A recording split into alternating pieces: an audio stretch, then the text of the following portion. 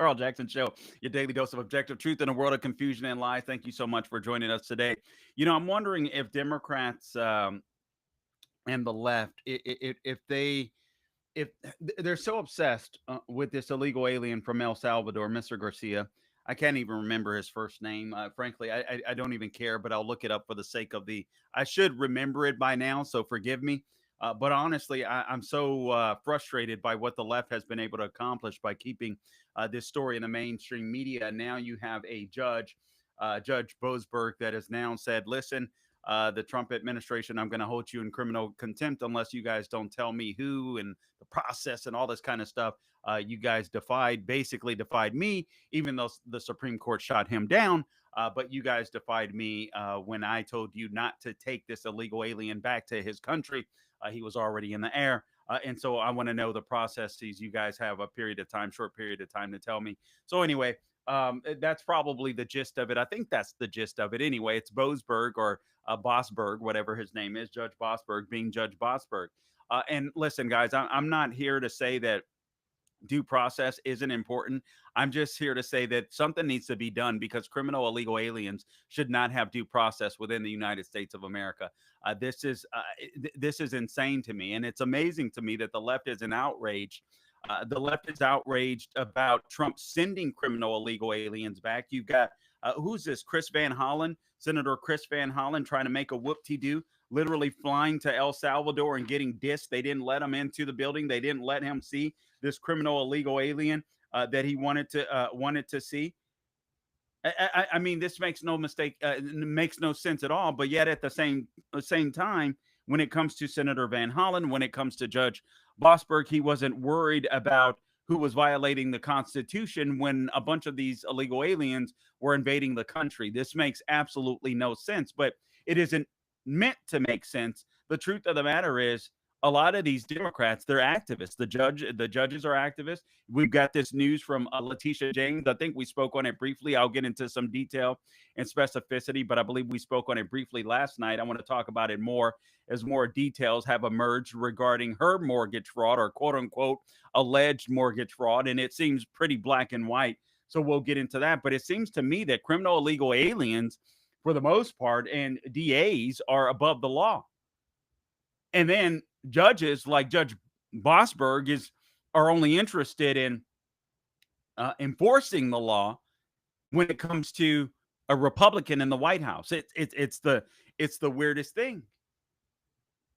So here we are. We're sitting here and we're concerned about this illegal alien. Should he be in El Salvador? Was he an MS-13 member? He was an illegal alien, so he should go back to his home country. He told the people of El Salvador, allegedly, that he was arrested 6 times in the United States of America. He was released 6 times. He admitted that one of the crimes that he had committed, I don't recall if that was in New York or in Baltimore, Maryland, wherever he was. I don't recall if that was in the United States. I don't recall if it was in El Salvador. But at one point in time, he shot a cop in the leg. He was also arrested for domestic violence. Here in the United States, there was a restraining order apparently against him. But this guy is the salt of the earth. And frankly, he just needs to go. I wish, I'll put this out there. Rachel Moran, Patty Moran, Jocelyn Nongare, your moms, listen, I'd love for you to come onto this program and just share your story. I'll just shut up. Talk about your daughters, because that's what needs to happen. And in fact, that did happen today at the White House. I want to take you to a video clip. I hope we have enough time. And if not, we'll run it over through the break or into the next block. This is Patty Moran at the podium at the White House. And we are going to have to break it up for the sake of copyright, I believe, infringement. I believe that applies to this video as well. But I want to go ahead and get started. I want to roll it, and I think it needs to be heard. I'm not one of these people that like to play tons of videos or elongated videos, but every once in a while you come across a video where you just need to shut up and listen. And this is one of those videos where I need to shut up and listen, and I hope that it'll be beneficial to you. So we only have just under 5 minutes left in this block. We'll play half now. We'll play half in the other block. But I want you to hear this. These are the people, these are the stories that we need to be hearing. These are the people that have been ignored, and they're not going to be ignored here. This is Patty Moran. This is the mother of Rachel Moran. Let's roll it, please, Kate.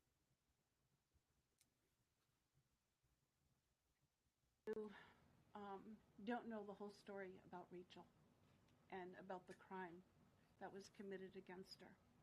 Even us, her family, we didn't know all the details. They kept most of it close to their chest, the detectives, because they didn't want to do anything to hurt the case. They wanted to keep the integrity of the case, so they kept everything close. I sat for the last 2 weeks in her trial, and we saw layer upon layer upon layer of evidence against the accused, an illegal immigrant from El Salvador. And the things that we thought, well, maybe this might have happened, we didn't know. But when we were at the trial, we got all the puzzle pieces. And I want to share some of those things with you. You know that Rachel's a 37-year-old mother. She has 5 children.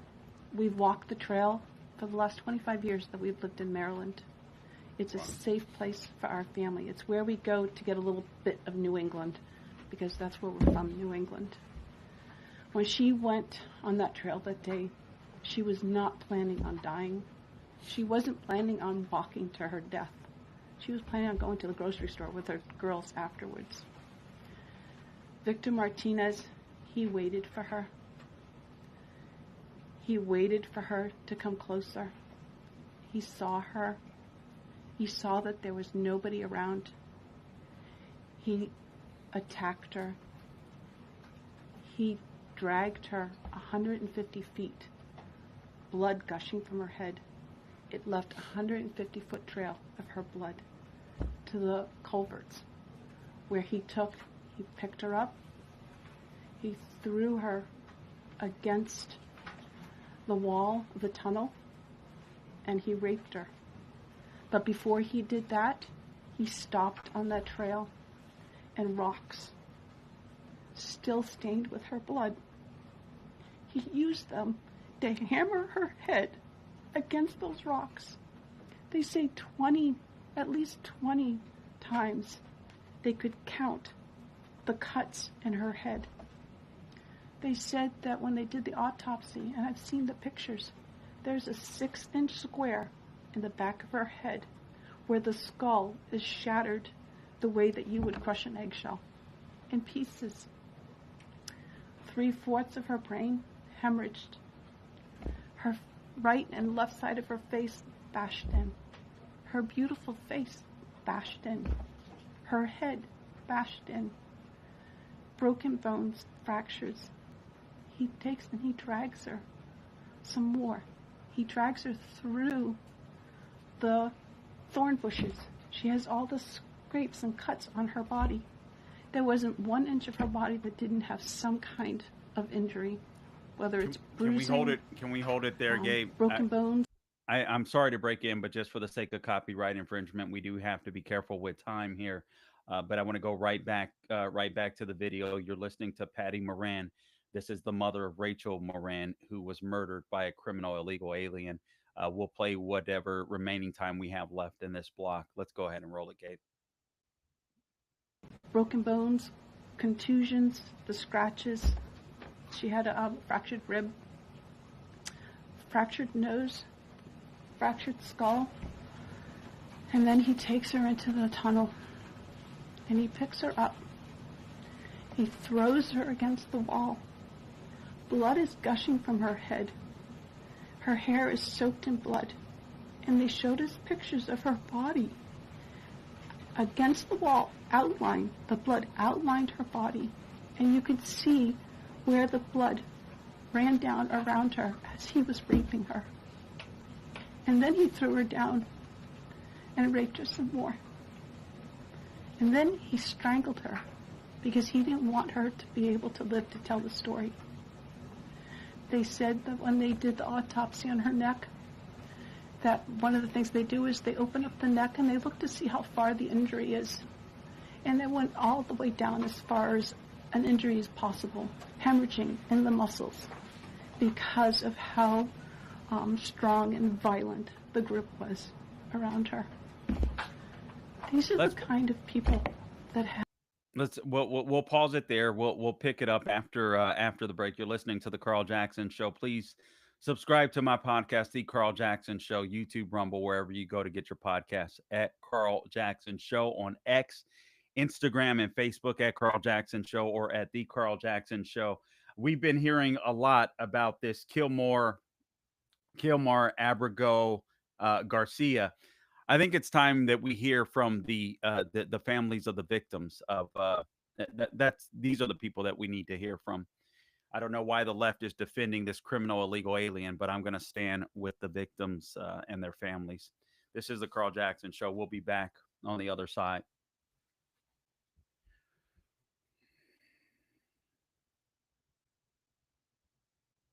Sorry, guys. I landed that a little early. I'm a little PO'd. Yeah.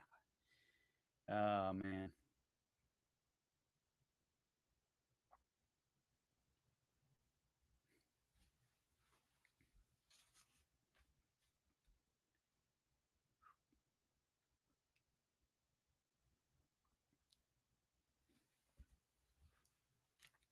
Sorry.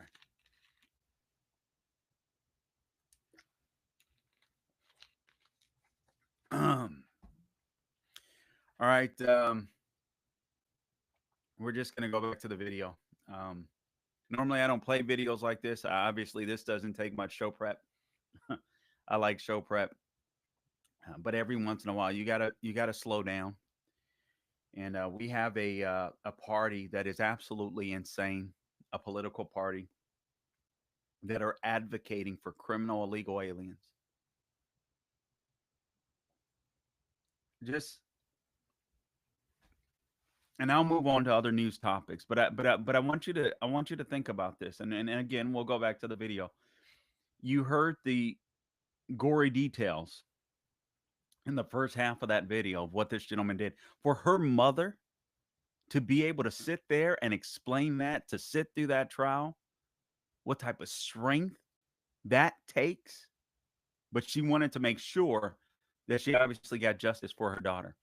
Let me ask you this question. This person, 24 years old, Victor Martinez Hernandez, 24 years old. That was a brutal murder. That was a brutal rape. Blood gushing from her head, her body outlined against, I guess, what, a stone, and he rapes her. As her body, her hair is drenched in blood. You think that's the first time he did that? And Joe Biden and the Democrat Party let him in this country. And now they're fighting for criminal, illegal aliens to stay. Guys, I don't know if you get it. I don't know if you understand. I'll just be real with you. Where, not that I'm not usually, but where I grew up, there was a lot of Mexican gangs, and we would hear stories, and there would be stories that were horrific. They were horrific. And listen, gang banging, period. I mean, young people getting shot and killed, and all this kind. It's always horrible. But the stories that we would hear of Mexican gangs or MS-13, decapitations, and so on, etc., they were next level. They were next level.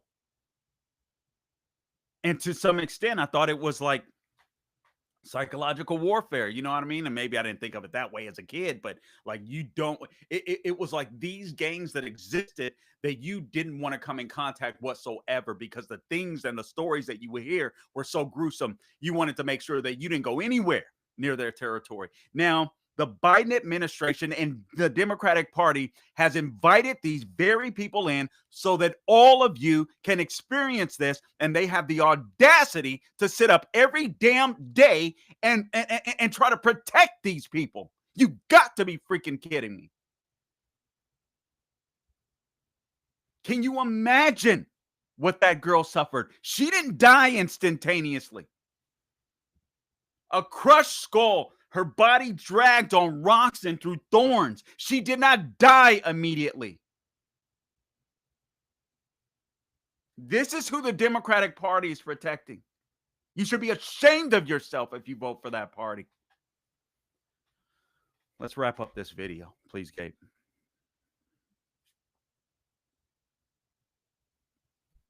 A lot of you don't know the whole story about Rachel and about the crime that was committed against her. Even us, her family. These are the kind of criminals that we need to remove from our country. We are American citizens. Why should we allow people like this, violent criminals that have no conscience at all, to murder our mothers, our sisters, our daughters? I don't understand why there's even any kind of problem with this. And it's not that it's political, like the left or the right, although I understand different parties have used it in the past. But we have to look at it as we are American citizens. We need to protect our families, our borders, our children. I don't care about politics. Well, I do, but I want to preserve life. And that's the only reason why I have taken and spoken about Rachel all this time. If you're a mother here in the room, can you imagine standing there alive? You're alive, and someone comes and puts their hands into your chest and rips out your heart? That's what it feels like. It feels like a part of you is being ripped out of you.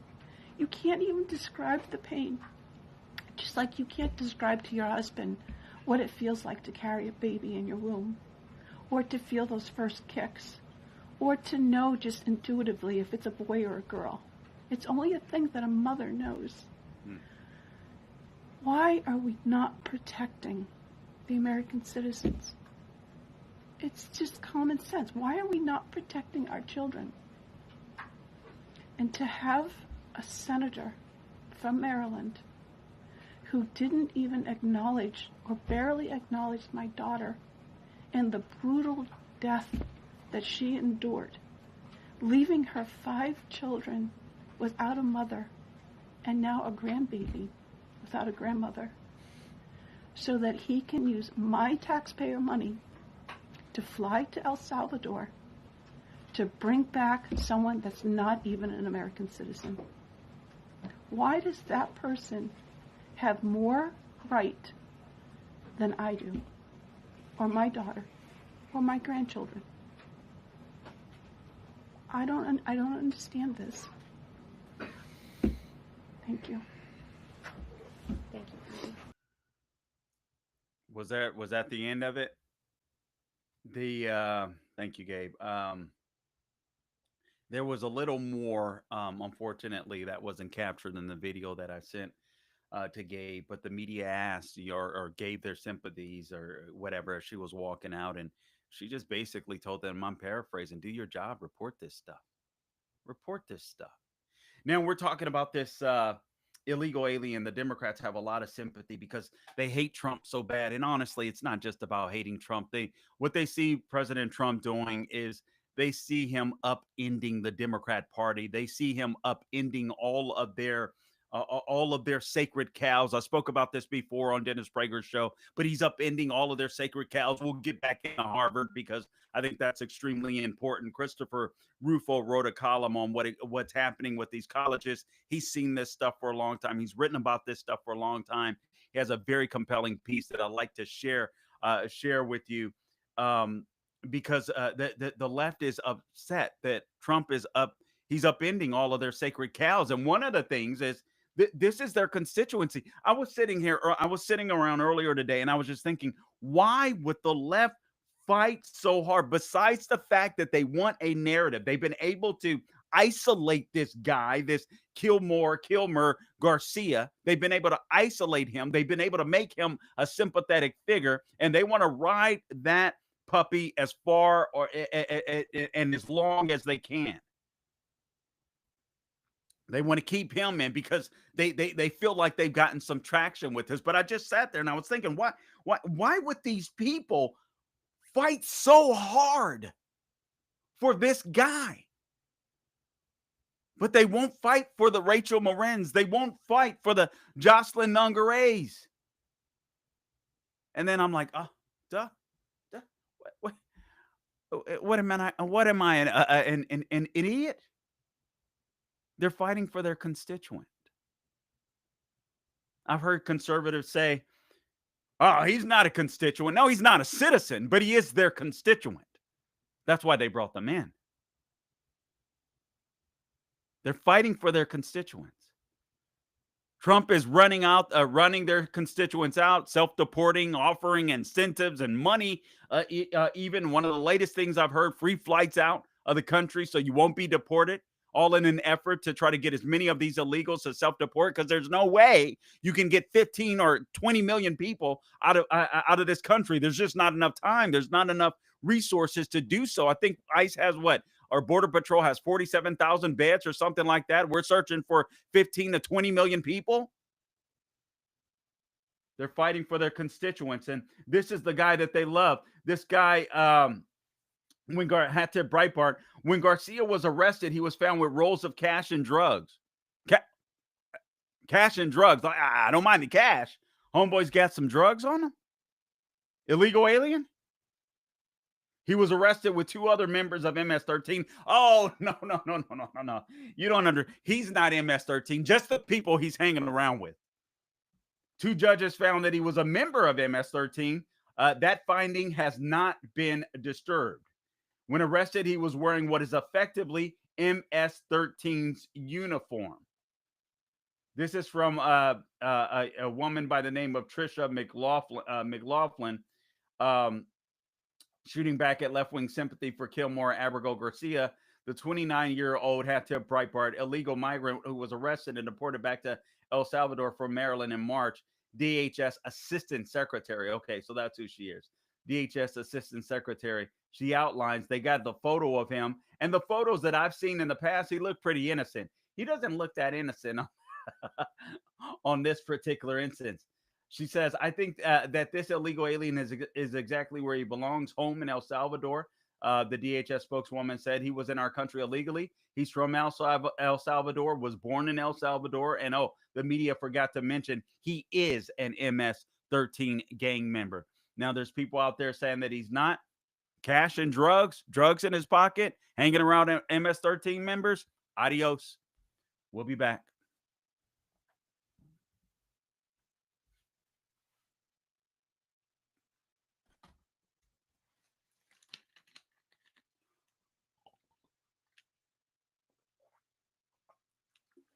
Hey, guys, thank you for tuning in to the Carl Jackson Show. Appreciate that. Please remember to subscribe to my podcast if you haven't already. YouTube, Rumble, Salem Podcast Network, wherever you go to get your podcast. The Carl Jackson Show is where you can go to find me. Also, on all things social media, X, Instagram, and Facebook at Carl Jackson Show or at The Carl Jackson Show. Is where you can find me as well. And I also want to talk to you about My Pillow. My Pillow is excited to announce that they are extending the mega sale on overstock clearance and brand new products. So this is your chance to grab incredible deals on some of My Pillow's most popular and newly released items. For example, you can save $40 on the new spring My Pillow bed sheets, available in any size and any color. These luxurious sheets are designed for maximum comfort and breathability. They're perfect for a good night's rest. Looking for a meaningful gift, you can also save 30% on the brand new Mike Crosses that are inspired by the one that you've seen Mike Lindell wear for 20 years. These beautifully crafted crosses come in both men's and women's designs, and they're proudly made in the USA. You can get the 6-piece bath or kitchen towel sets for just $39.98. Initial quantities are extremely limited, so don't wait. And don't forget the best-selling standard My Pillow, now just $17.98. Plus, orders of $75 shipped for free. All you have to do is go to mypillow.com. That is mypillow.com. Use the promo code Carl, C-A-R-L. I don't spell it like the communists. Or call 800-858-0263. Again, that number, 800-858-0263, or mypillow.com, promo code Carl. And there'll be plenty of other deals for you as well if you mention or if you type in that code. Appreciate you guys. Okay, so now let me go back to, or actually, let me actually not go back to, but I want to talk about. I do want to talk about Letitia James because I think this is big news. This is really big news because this is indicative of who the left is. See, it's the left that it's the left that believes that they're above the law. They don't believe that they're gonna get caught. They don't believe that they have to follow the rules. They don't believe that anyone is going to come after them. And for God knows how long, it seems like they've been right. They've been correct.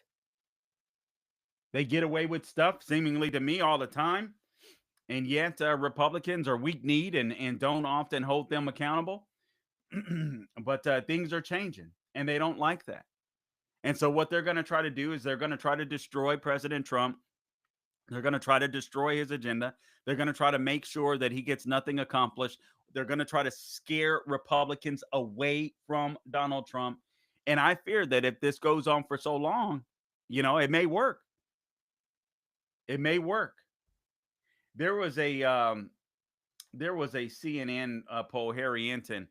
Basically, nobody is backing away from Trump for the most part. I think 2% of people that voted for him said that they regret their vote, but not necessarily, and I could have this wrong, but not necessarily that they'd vote for Kamala Harris. Basically, if Kamala Harris and Donald Trump were to run against each other again today, Trump would still win. That was from Harry Enton, and so of CNN. So everything the left has been doing has not necessarily been working, but the one area where there is a little discomfort is the tariffs. Guys, I just got to be real with you. Listen, I believe in what President Trump is doing. I think this is the right thing to do. I wish it would have been done much. It should have been done much sooner by another administration. But I also believe that Republicans better work very, very quickly to get more deregulation. They better work very quickly to get some permanent tax cuts. And even all of these tariff issues, I would say they need to be resolved as quickly as possible because we've got to turn this economy around. Ultimately, it's going to be about the economy, stupid. No matter what you do for people, no matter how much people say they love America, I love America. A lot of voters just, once voting time comes, they look at their pocketbooks. Listen, it's the way that it works. I wish it weren't that way. I wish people could look. I mean, obviously we all got to eat, right? But and pay our bills. But I wish people would always consider the big picture when they consider America the ideal.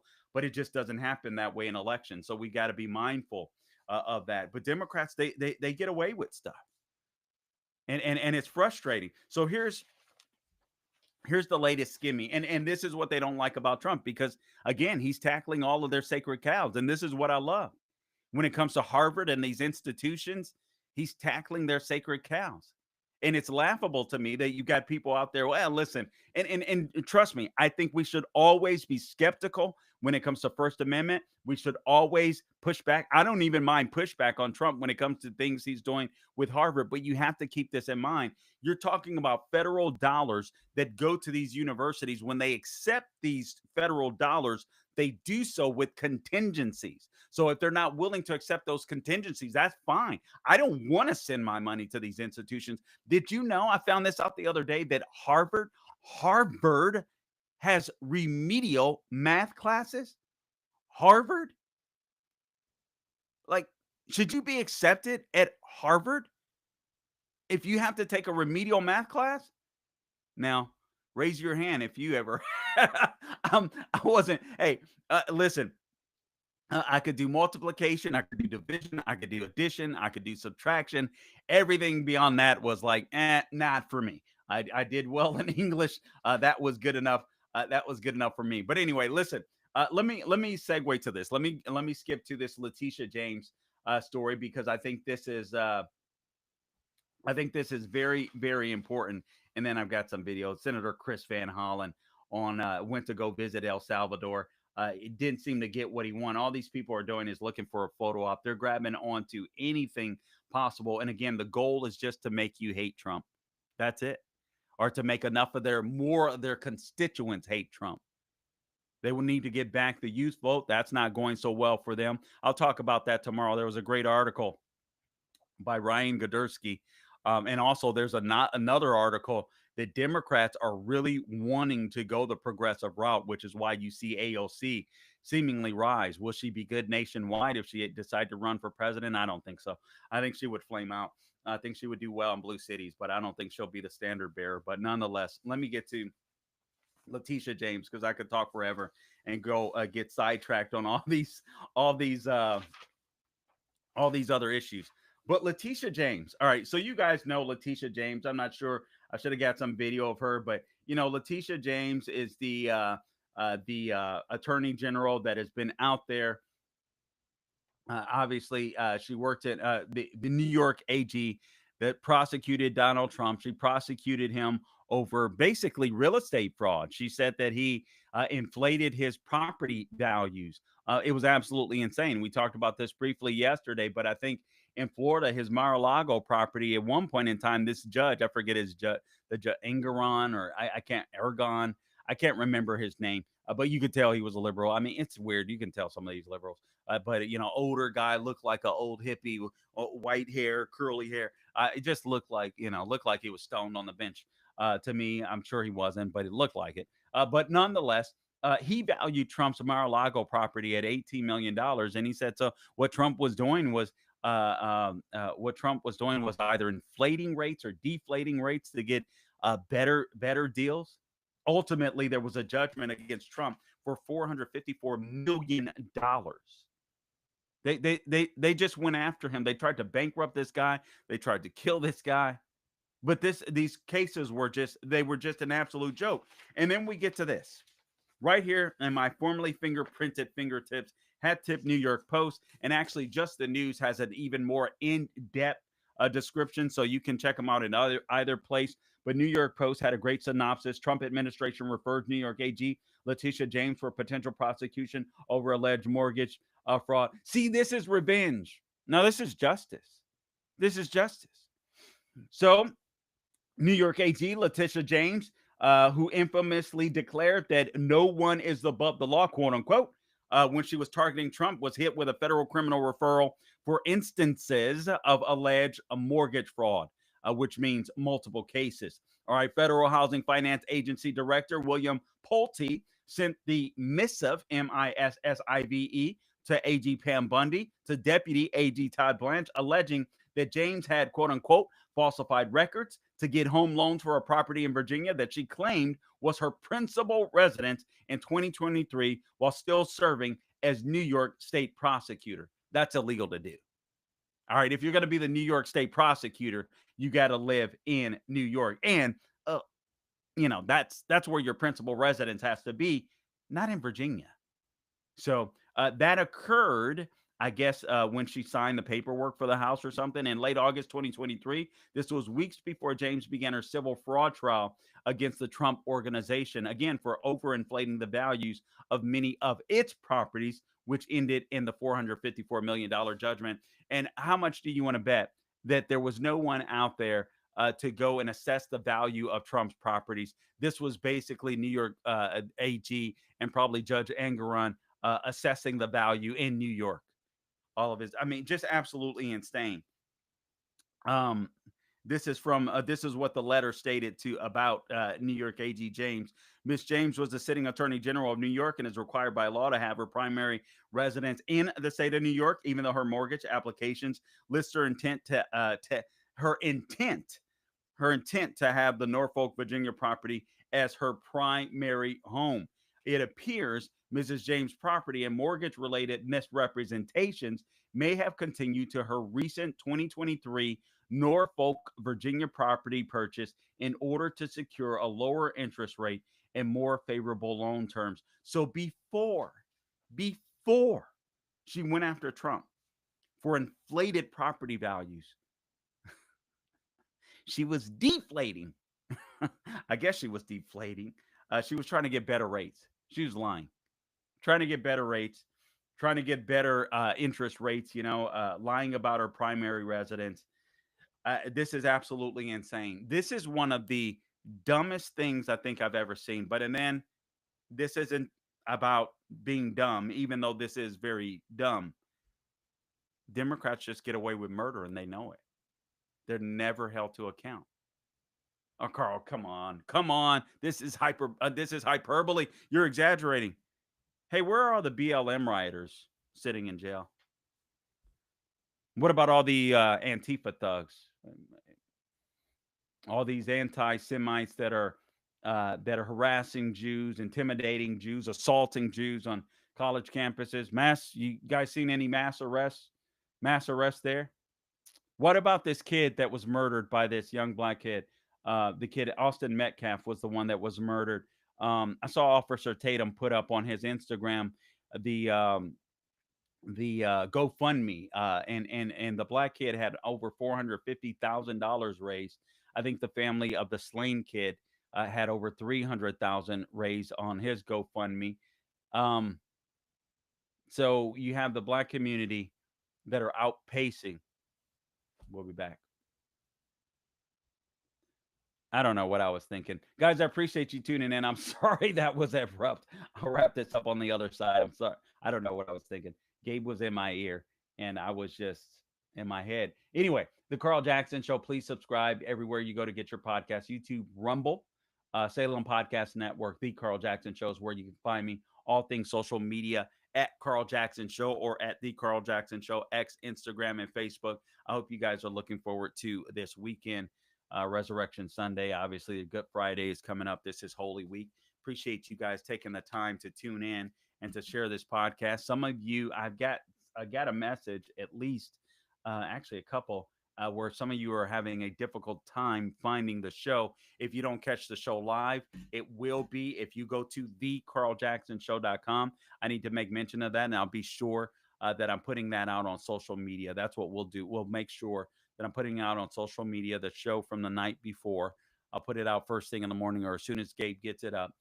So you can check my X account. You can check Facebook, The Carl Jackson Show, and I'll be sure that those links are out there. So if you missed the live version, which is totally fine, this is in podcast format too. So just so that you know, just so that you're aware. Okay. So the left, the left get away with murder. The left gets away with murder. As a matter of fact, let me play a couple video clips for you. I'll circle back to Letitia James. I'm gonna go to video clip number 36, Gabe. This is Carmelo Anthony. Um, his team releases a point of view video filmed on a Ray-Ban Meta glasses. Brag about intimidating a female reporter. They're treating him like a celebrity. Anyway, this is Colin Rugg on X. Clip number 36, please, Gabe. A lot of you Oh, don't know the whole story about. okay. That's not what I have on the. Is that all we have? Do we have cut 36? If not, no worries. We'll just move on. Okay. All right. So we'll bring that up momentarily. So let me go back to Letitia James until we get that video ready because I think it's important that you understand how the left is able to get away with a lot of this stuff. It's just crazy. It's just crazy. But all right, so the Trump administration has referred again New York AG Letitia James, and rightfully so. And again, some of the things that were said by believe the Department of Justice or the Federal Housing Finance Agency that has allegedly caught her committing mortgage fraud is again they said Ms. James was a sitting AG of New York and is required by law to have her primary residence in the state of New York, even though her mortgage applications list her intent to have the Norfolk, Virginia property as her primary home. It appears Ms. James' property and mortgage related misrepresentations may have continued to her recent 2023 Norfolk, Virginia property purchase in order to secure lower interest rate and more favorable loan terms. All right, so there's a Brooklyn property involved in this. This was purchased as far back as 2001. Carl, why is this important? Because it shows a pattern. James purchased a 5-family dwelling in Brooklyn. I'm sure you've probably heard about this, but as quote, consistently misrepresented the same property as only having 4 units in both building permit applications and numerous mortgage documents and applications, close quote. Now, why would she do that? To get a lower rate. But it's a five family dwelling in Brooklyn. She's not reporting some income, too, likely. New York AG Letitia James again hit with this criminal referral. This is insane. Pulte also attached several documents showing that James purchased another property with her father as a co-signer, but she listed her father. What is it about these black female Democrats? First, Ilhan Omar gave. You might know something about that. What is it? What about? I'm just playing. I'm just playing. So what is it? What is it about these? Like Ilhan Omar used her brother, pretended like her brother was her husband, to help her get into this country, and then you have this lady, Letitia James, the AG, pretended like her father was her husband in 1983 and 2000, where he co-signed on property so she could get a better rate. That's just gross. I understand why you would do it if you want to cheat the market, but that's just gross. Well, this was a long time ago. This federal agency writes it raises serious concerns about the validity of Mrs. James' representation on mortgage application. Obviously, the spokesperson came out on behalf of Letitia James. And she said James is focused every single day on protecting New Yorkers, especially as this administration weaponizes the federal government against the rule of law and the Constitution. She will not be intimidated by bullies, no matter who they are. Really? So are they bullies when they find out that you're an alleged criminal, Mrs. James? So they're bullies. You ran on going after Trump. So if you live by mortgage fraud, you die by mortgage fraud. You live by lawfare, you die by lawfare. This isn't lawfare. This is just you made up stuff in order to prosecute Trump. This is this is really simple. This is black and white. As a matter of fact, Jonathan Turley, the Fox News, the George Washington University law professor, Fox News contributor, he was on Laura Ingram's show last night, and it doesn't look good for Letitia James. Some of the charges uh, that could amount that she could be charged for potentially include wire fraud, mail fraud, bank fraud, false statements to a financial institution, among others. All right. So the documents Jonathan Turley says included in his criminal referral are quite damning, according to Turley. He told this to Laura Ingram. He said these are misleading statements. Um, Either it's your principal residence or it's not. Either you're married to your father or he's your father. Turley also described it as perfectly crushing that James would face criminal allegations similar to those she brought against Trump and his family. Isn't that insane? Isn't that insane? He goes on, this is a person who prosecuted Trump for everything short of ripping a label off a mattress. And among the charges that were brought in New York and just a civil, but the criminal case was making false or misleading statements on financial institutions or to financial institutions, excuse me. As for James, if we apply the Letitia James standard that she created, according to Turley, there'd be little question here. This seems pretty straightforward. And indeed, it is. James also professed, you guys may remember, make no mistake, no one is above the law, not even the president. Well, Miss James, you're not above the law. See, the thing is, they just never expect to get caught because people don't go after Democrats. They don't go after Democrats. Now, this is shifting. So kudos. I'm glad they're going after her. All of these, listen, these people, in my opinion, that came up with these fake charges against Donald Trump in order to ruin his reputation just so that they could try to win an election. I think all of them, frankly, I believe this stuff needs to be criminal. When you invent crimes, when you invent charges so you can go after your political enemy, they need to make that criminal. This is what makes me so hot and bothered about the Republican Party. They should have had legislation already in Donald Trump's drawer as he arrived to the White House. I mean, this is just insane to me. Now, let me skip to this because then what the left is doing, or what is happening with Donald Trump again, he's taking down these institutions. And why is the left, again, Garcia? Why is the left fighting so hard for Garcia? Because they see Kilmer Garcia the criminal illegal alien, the likely MS-13 member that when he was arrested had cash and drugs in his pocket, and he was arrested with two other MS-13 members. The Democrat Party sees that man as their constituent. They want everybody to know that they're fighting for the illegal alien because remember, they've got millions of them out there, and all it takes is tens of thousands to swing an election. Just think about it. In 2016, when Trump won, he won the election by what? Tens of thousands of votes, 40,000 votes in swing states. He won decisively this time, thank God, but that's what happened. All right, so let me get started on this, and perhaps I'll circle back because we're running out of time for tonight's program. I appreciate you tuning in. This is Christopher Rufo from the City Journal, and he writes so well, and he had me thinking. I wasn't sure that I agreed with this, but the more I think on it, I think it's worth going through. So let me just give you some of it. He says the right is winning the battle over higher education, and he is totally in for what President Trump is doing with places like Harvard.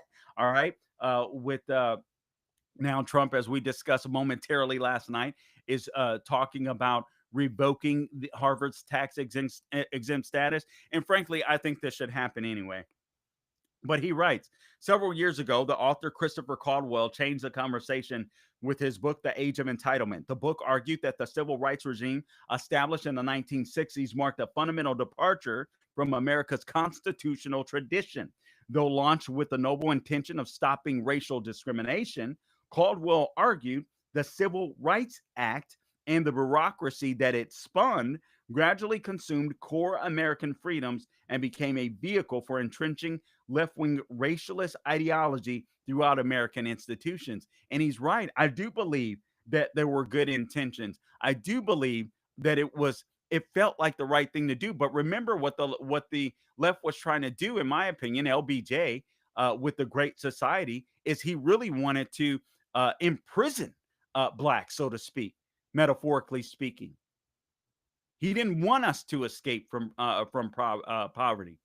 The problem was with the racist Democrats, and they wanted the narrative that all of a sudden the Republicans had flipped, and now Democrats were for black people. FDR did the same thing.